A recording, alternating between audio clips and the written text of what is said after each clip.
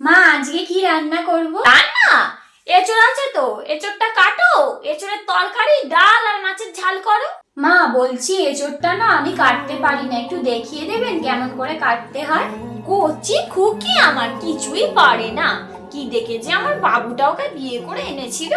শুধু রূপ থাকলেই হয় না বুঝলে, ওই রূপ নিয়ে কি ধুয়ে জল খাবো? দেখো, আমি যে কিছু কাজ করতে চাই না তা নয়, আমি তো সবই করে দিই বলো বাড়ির। যে কাজগুলো আমি পারি না সেই কাজগুলো যদি মাকে একটু বলি যে মা একটু দেখিয়ে দিন, তাহলেই আমাকে কথা শোনায়। আচ্ছা, তুমি মন খারাপ করো না, আমি বাড়িতে গিয়ে আজকে মায়ের সাথে কথা বলবো, ঠিক আছে? বৌমা, তুমি তো ভালোই লাগান ভাঙান করতে পারো। আমার বাবুর কানে অমনি বিষ ঠেলা দিয়েছো। ও লক্ষ্মী বেয়াদব মেয়ে কোথাকার, আসতে না আসতেই সংসারে ভাঙন ধরানোর চেষ্টা।